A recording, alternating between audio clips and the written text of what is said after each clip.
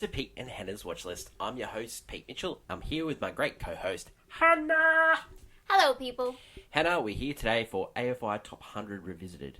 But before we begin, let us tell the viewers and the listeners what they should do. Pretty please leave a like and subscribe to our channel. Subscribe. Leave a comment down below. Any of your feedback, good or bad. True. Let us know your thoughts down below. Hit the notification button and you'll get great content like this one, including we interrupt regular programming, our TV podcast, What's Next, our movie podcast, movie news. We talk about all things pop culture. Yes. AFI, you're watching that now. Championship belt holder. Blockbuster. All that jazz. Kenny gets the movie. Yep. Movie news and movie previews. Love it. Let us get on to today's show, Hen. Yep. And it's a musical. Yay! And I love it is movie number 63. Not on the first time on the list, but this time it came. And Cabaret. Musical. We've had a couple already. Yankee Doodle Dandy. Shall we dance? Shall we dance? Swing time. Swing time. You've got a shirt on today? I got a Les Mis shirt on. Love it. Love it. Have you seen this one before? No. I haven't seen Cabaret before. So released 13th of February 1972, goes for 124 minutes. We watched it on a DVD because it's unavailable on stream in Australia. Yep. Can't get it. You cannot get it. Yeah, it kind of sucks. Like, same with African Queen. Like, it's just random. Especially, they're very well known. Like, I actually knew these movies, so it's weird to not be able to find them. Like, we've been able to find Everyone, and the funny thing is, this is streaming in the States. Yeah. So don't you think that's strange? It is strange. No. Okay, so bit of a rant there. The elevator pitch. We follow the lives of two people living in a German boarding house in 1931, set with the backdrop of a cabaret club called the Kit Kat Club. Yeah. Maker Studios. Maker Studios is a little-known studio called Allied Artist Pictures. And they were from a studio called Mandolin. And they had contracts with Houston and Wilder, and they were making films all the time. Yeah. And then 66, they stopped making films. They only went into, international distribution. Oh, interesting. But they came back with a bang in 1972 with Cabaret and Papillon. But they end up going broke in 1979 and they no longer exist. Ooh. Okay, so this movie was based on a musical, but it's not only based on a musical. It is based on the musical by Eben Marshoff, which was also based on a play called I Am Camera from 1951. But that is in turn based on a novel from 1939 called Goodbye to Berlin by Isherwood. Yeah. Now, God, a lot of steps. So, this movie had a couple of false starts and finally was going to come to pictures. Yes. ABC was working with Allied and ended up being just Allied. Yes. Fosse heard that they were bringing this. He didn't have much luck with his first movie, which was Sweet Charity. Yeah. He really wanted this, ended up getting the role of director. Yeah. He had all the great choreographers / directors were up to make this movie. Like Gene Kelly was up for this movie. Oh, of all this, course. But Yeah. ended up going to Fosse. Now Fosse, when he read the script, he didn't like it at all because it was based on the musical. Oh, Alright? okay. He wanted it more based on the play and the book. So he got... Interesting. So this guy called Alan, he wrote the script. He replaced him with a guy called Wheeler, who was a friend of Isherwood, and he went back for the book for inspiration. Oh, okay. Yeah. So Bob Fosse, well-known choreographer. Yes, very well. Sweet Charity didn't, starring Shirley MacLaine, wasn't a success. No. He went on to direct things like Lenny, which was a more It was Lenny was a biography of himself, and then he did All That Jazz was another biography of himself. Fosse, when making this movie, he wanted the focus to be at the Kit Kat Club. Yeah. Right? Okay, I can definitely see that. Yeah. He wanted the focus. It's the center of it. Yeah. So that's why it was changed. Yeah. Back to the Kit Kat Club. Okay, so actors. He had many choices for the role of Sally Bowles. Sally Bowles, Ursula Andrews, Julie Andrews, Anne Margaret, Faye Dunaway, Jane Fonda, Jill Ireland, Glenda Jackson, Shirley MacLaine, Oh. Barbara Streisand, Brenda Whoa. Vaccaro, and Natalie Wood were all considered for the role of Sally Bowles. Wow. But Sally Bowles had already auditioned for the role on the Broadway musical and got turned down because she was too young. So, The person. Niles Minnelli Yeah. went for the role Yeah, of Sally Sally Bowles Bowles in the stage. from the stage, Yeah. but didn't get it because she was too young. Yeah. So she was talking to her father, which was the great Vincent Minnelli. Vincent Minnelli, who directed Spirit of St. Louis. Me and Me St. and Louis. St. Louis. Me and St. Louis. And American Paris. Met her mum, Julie Garland. Yeah, Julie Garland. And Julie Garland, we all know, Wizard Yes. of Oz. Yes. You know. Yeah. She's famous. a Nepo baby. She's very famous she's- Nepo baby. she's double billed she's at got, nipple. Yeah, she's got the She's double purebred. bill. Yeah. she's one of the purebred Nepo babies. Now, she said to her father, who should I base this look on, Marlene Dietrich? And he goes, no, there's only one person that you need to base your look on. Her name is Louise Brooks. Louise Brooks was a famous actress in America, in Germany.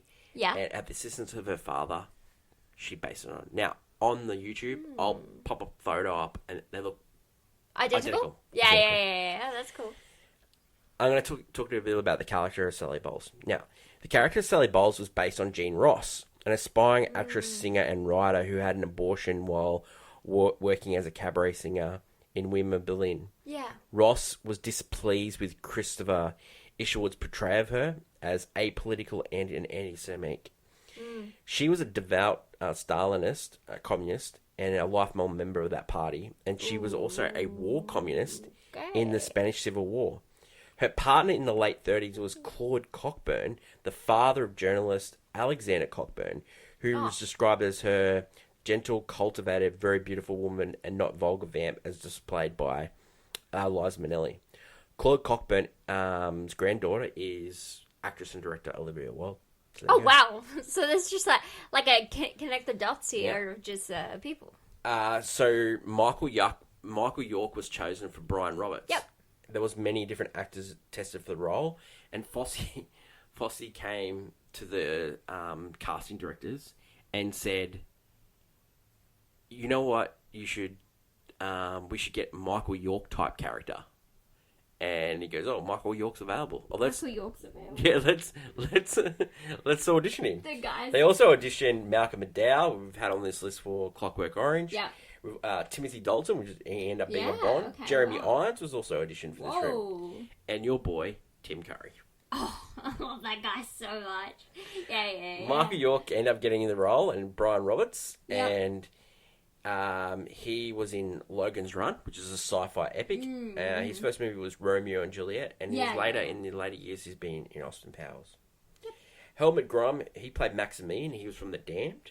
Yeah. And then we've got Joel Grey, who was the master of ceremonies. He was actually redoing his stage performance because he did this on stage. Oh, it's one of those. Yeah. Wonderful. We recently saw him in Tick Tick Boom. Joel Grey is actually the father of someone who also is famous. Yeah. Her name is Jennifer Grey from Dirty Dancing. Ah, So there you go. He wasn't Fosse's first choice for the MC. Okay, yeah. Fosse basically came down to it and said, it's either him or me. Of course he had that And thought. then the producer goes, mate, it's you. You need to do this. Grey's in it. Yeah, So they end up picking Grey. I thought I'd go through the differences into the play of the movie. So Yeah. Sally in the play was English. Oh, yeah. Brian, he went back to British because he was not British in the play. Fritz and Natalia didn't exist in the musical. Yeah. The boarding house Fräulein scenes were cut, so she had a love montage. Yeah, like a family Yep. thing going Yep. on. New song was Mine Hair, Money Money. Maybe this time was added to the film and not purposely written for the film. 5 songs from the Broadway production are not performed in the film, Yeah, but that's appear as background music. When Brian arrives, Sally prepares 2 Perry oysters and puts a record on, Don't Tell Me Mama. When Sally seduces Brian, she plays It Couldn't Please Me More on the gramophone, and as Sally prepares to leave for dinner with her father, the song played on the Piano is married. Yeah. This song is reprised when Sally and Brian discuss marriage. This time on the gramophone is sung by Greta Keller. Yeah. When Max, Brian, Sally lunch at the restaurant, an ensemble plays Sitting Pretty, which is also heard on the gramophone at Max's estate as they dance. When Brian and Fritz walk into the parlour and the other talents discuss Nazis, the background music is So What. So there was little homages to the musical. Of course, yeah. This movie had a budget of $4.6 million. It was mainly shot in West Germany. Yep. Box office was a really highly successful $42.8 million. The critics loved this movie, calling it a triumph. But Isherwood and Ross were less complimentary. Isherwood did not like the fact that his homosexuality was considered a joke in the movie and wasn't taken seriously. Yep. Ross did not like the fact that she was portrayed in this light, and Isherwood had a problem with Liza Minnelli being in the role of Ross because Ross was not talented whatsoever. That's why she was a sister split at all. And the fact that Liza Minnelli was chosen for this role, it wasn't right. She was great. Yeah. And Isherwood said no, it should have been someone that wasn't as good. A talented hack. Awards won. It was nominated for Best Picture and Screenplay. Didn't win, but it did win for Director, Actress, and Supporting Actress. Hannah, this is a loaded Oscars. An absolute loaded Oscars. Okay. So, Best Actor that year went to Marlon Brando. Yes. For a little movie called The Godfather. Yeah. Big. Actor appearing in the supporting role. Okay, Joel Grey won. Okay. Joel Grey won, yep. Yes. He beat out Eddie Albert in The Heartbreak Kid, but he also beat out James Caan playing Sonny in The Godfather, Robert Duvall playing, my crap McFriend in The Godfather, and Al Pacino, who played Michael in The Godfather. Yeah, that's way too crazy. Liza Minnelli beat out a strong cast as well. She beat Diana Ross, Lady Singing the Blues. She beat out Maggie Smith for Travels with My Aunt. She beat out Cecilia Tyson for Sounder, and she beat out Liv Ullmann for The Immigrants. A stacked year for that in Asterix that year as well. Yeah. It's also a diverse year though as well. Crazy. Yeah. That doesn't happen. Okay, cinematography went to Cabaret. Not nominated. Godfather. Unbelievable. Not nominated. Yeah. Great. Directing went to Bob Fosse for Cabaret. He beat out John Berman for Deliverance. Yes. He beat out Godfather, Francis Ford Coppola. Beat out Joseph Malkowitz for Sleuth. And he beat out the Jan Troell for The Immigrants. I just don't understand how it's crazy. Like, you could see it winning, but it is crazy. This movie also won for film editing, which is just... I think film editing is crazy because I don't... Man, this movie is not coherent. It's not coherent at times. Yeah, because it jumps. Yeah. And you just have to... And there's no... It feels a bit jumpy. Yeah. Just some scenes that just don't make sense. Music for the... music didn't get any music nominations. Weird. Charles Chaplin won for Limelight. That's weird. Best scoring for original score, Cabaret did end up winning for Ralph Burns, and the music for the song was Poseidon Adventure. So work that out. Weird. And Best Picture went to Godfather. Well, Cabaret was nominated along with Deliverance and The Immigrants and The Sounder. Yeah, so great. yeah. I just don't know how Bob Fosse won. It's just I know you could argue that, but yeah. Both are real. Bob Fosse is very talented. I just don't know. He's talented, but I'm going to go into my hot take. Yeah. My hot take, Which we do every Thursday on Clickbait. Yeah. My hot take this week is you can tell a director if they've got their life organised and not when they haven't got their life organised. And Bob Fosse is well renowned and his life was just a mess. Yeah. Great choreographer. You can tell he's a great choreographer. People but consider as a director goes, jazz and him just go together. So the best directors of all time, they might have had weird lives, but they got it together when they were filming. Right? Yeah. I just don't think Bob Fosse did it. Like, his movies are all incoherent. They're all choppy. They're all like this. I just don't think he had it. And the fact that Francis Ford Coppola didn't win for Godfather is just mind-blowing. Pretty crazy. It is just mind-blowing. I think this film is so important. Don't get me wrong. This movie highlights trans, highlights it highlights the fact that there was homosexuality, highlights that bisexual. this stuff was happening in one of the most tumultuous times in history, especially in Germany, and the fact that it was happening. Yeah, and it's great that they shone a light on. Don't get me wrong. Yeah. But this movie is far more important for that than it is for the fact of filmmaking. Because as a film, story, you mean? as a film that it's based on, I have many problems when we're doing the review. Yeah. I have many problems with like how this movie's been put together. Yeah, of course. Your hottest hot take? My hottest hot take. This is a musical. Need more musical dance numbers. I'm sorry. Yeah. I cannot like I know there's has to be a quota between, because he wanted to go for more drama. Because if he wanted to go for the book, when you said Bob Fosse wanted to go for the book and the play more than the musical, I was like, oh, so that's why I'm stuck here watching musical numbers. He wanted to go on the story on the outside, but he wanted to base everything from the Kit Kat Club, right? But that's what the problem was back in the early 30s. The reasons musicals were slowly teetering on dying before the 40s hit, and everyone wanted to be happy, because everything was sad. The musicals were stuck in this kind of you would sing when you were on stage, but you'd never do it outside. Yeah. And it took directors like Vincent Minnelli to kind of break, it doesn't have to be set in a musical theater. They don't have to be actors singing randomly at different times of the movie. Yeah, you I see your point. Yeah, it can be. Well, this one is the musical was sort of accompanying the story. Yeah. But I think the story wasn't coherent. A lot of the times the musical numbers, they were trying to be a little foray in what's happening at the moment, and sometimes it worked. Most of the time the musical numbers didn't. They were fun and a little bit weird, but I don't know, I just found them juxtapositioning, because there'll be heavy story elements with a musical number that sort of sat but not completely worked. I feel if we focus more on the musical numbers, which would have been really good, because we were stuck in the Kit Kat Club for these musical numbers.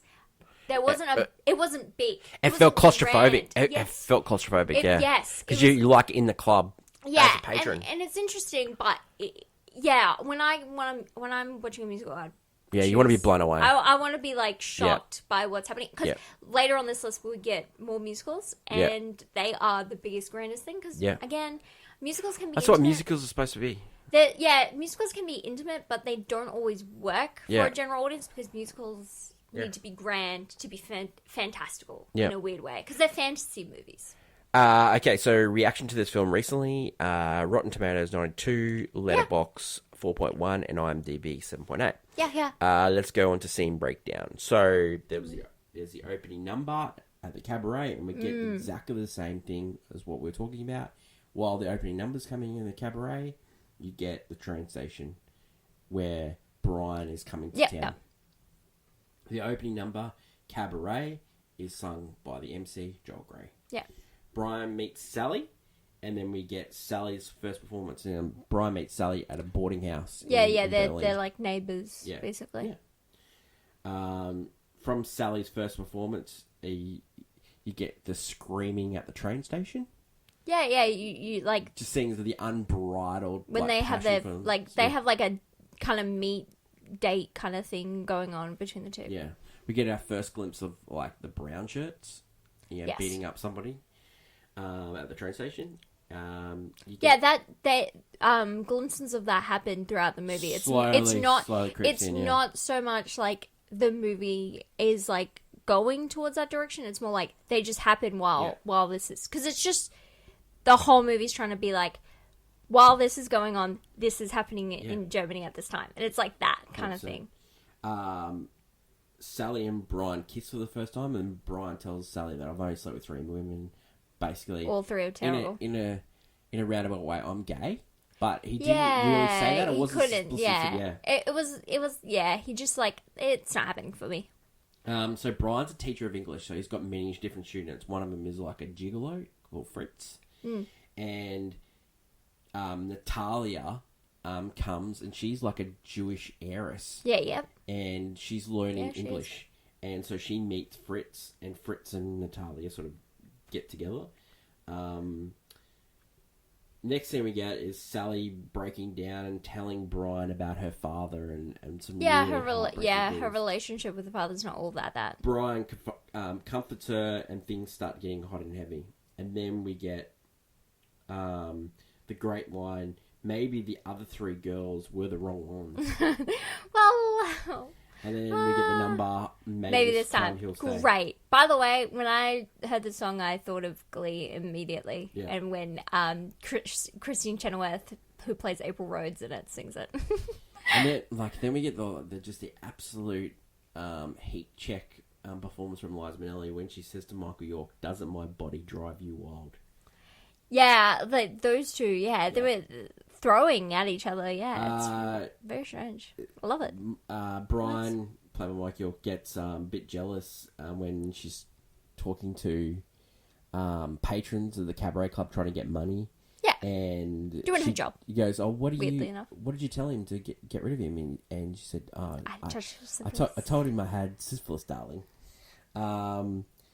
Sally and Natalia have lunch after Sally learns that Natalia and Fritz have slept each other, and like she's sort of torn because Fritz is not Jewish. Yeah, he's after he could be a money after. Yeah, after money. I don't know if I love him or I just love the fact that I'm sleeping with a man. Yeah, all this stuff like that. And I love it because she's Liza Minnelli's character Sally is not very she's not like a emotional being, No. so she's like, "Oh, you're crying. I was gonna go." She's emotional for herself, but she's just because you realize how self-centered she is. Sally is as a character. Then we get Maximilian coming in the picture, and he helps out Sally at the laundromat. Yeah. Maximilian meets Brian, and then he comes over after the club, and Brian and Sally are in bed, and he brings champagne. Yeah, he's like, "I had a lovely time last night," and she's like, yeah, whoa." So they headed out in town, and like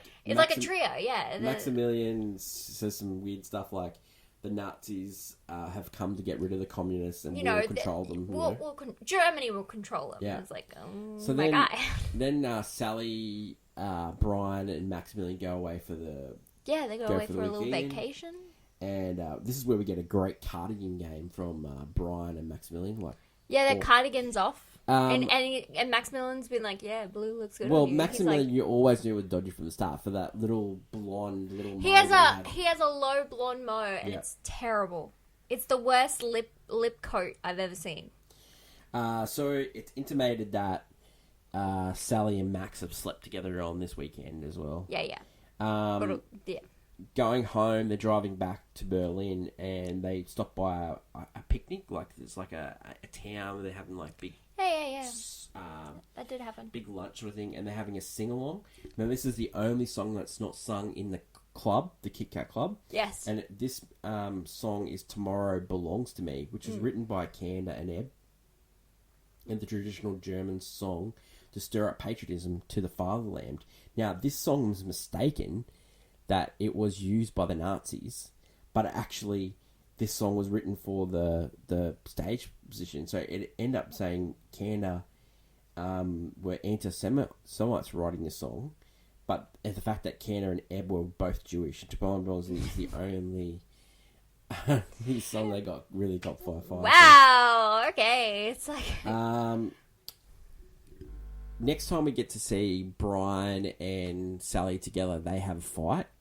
And it comes out that Sally's sleeping with Max, and then Brian says, insinuated, why I was gone for a couple of hours? Yeah, because I was with Max. Yeah.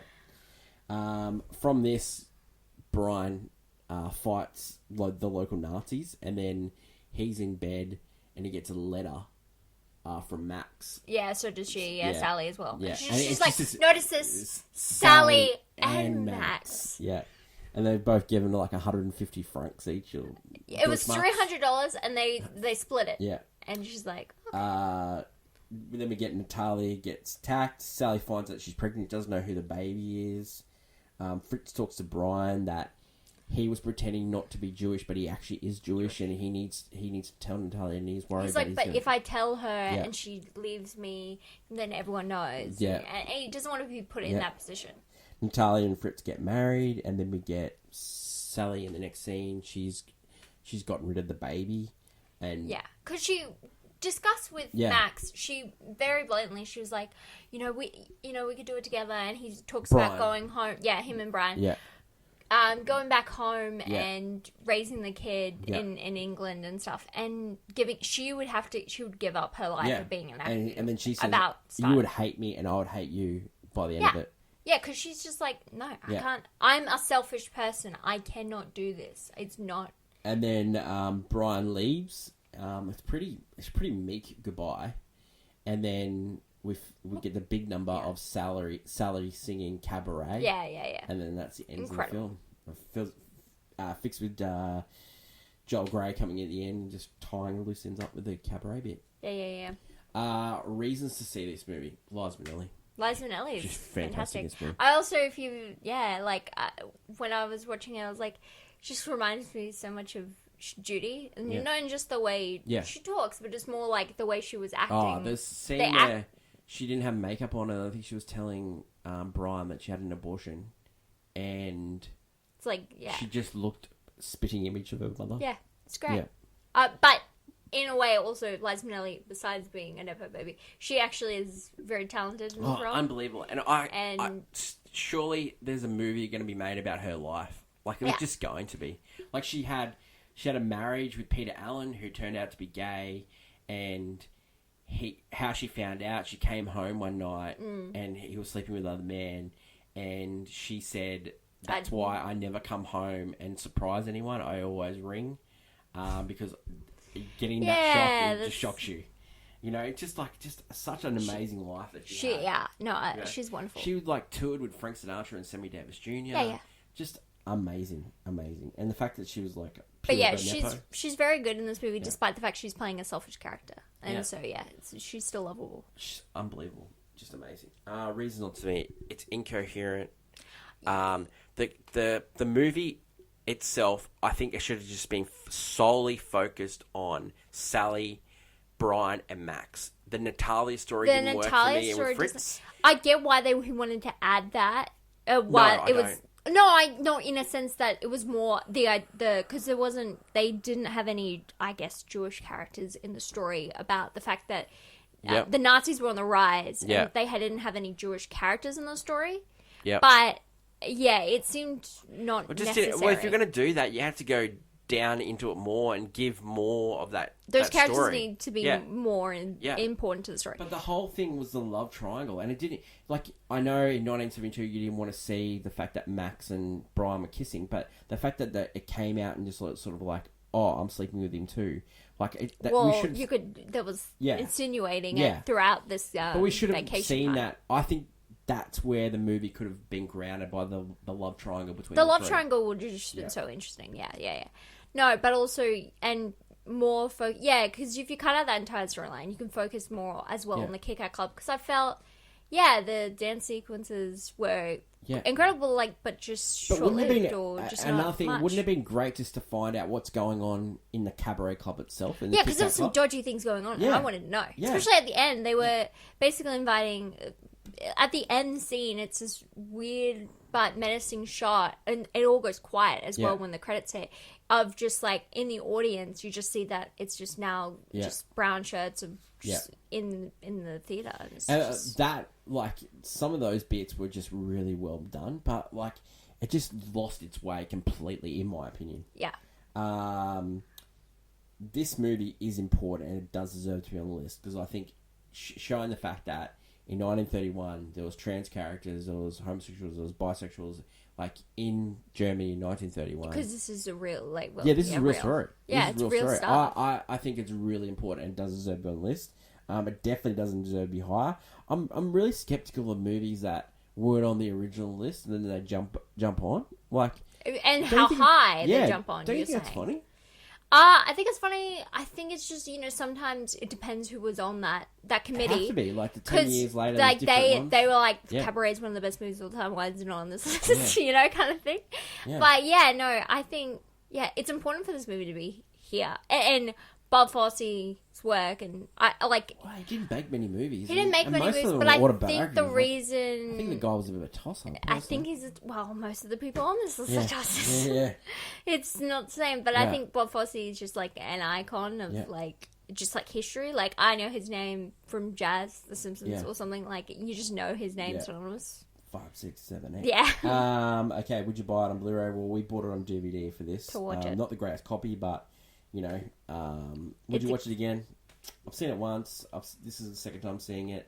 I'm not going to race to see it again. I mean, if it's on, I'd see, like, just snippets of Liza's, like, performance. I think she's great in this movie. She definitely deserves to win Best Actress for this 100%. Rating for this one. Man, I think it's a play on my phone. I really do. I just think it's just so incoherent at times. Yeah. And I would have focused on different things. I think, yeah. What did you thought? Okay. Yeah. Okay. No. What did you think? I would have given it just a golf club, just because. Okay, we'll give it a golf club. I just Liza's performance alone, I really. That's what I'm giving it a 2 because I think that's great. Yeah. No, I'm willing to go to 2. I think. It's like a 2. because she's so fantastic it's like in this. 2.5 in a weird way let's give it a golf because club. 'Cause she's unbelievable. she's in this. great. In the wrong hands, this character could be hated. Oh yeah, no. But she's lovable, and I think it's because of how much you love Liza Minnelli. I think it's great. Hannah, that is it for movie number 63. We're going back to the regular list now. The timeline. We're back on the path.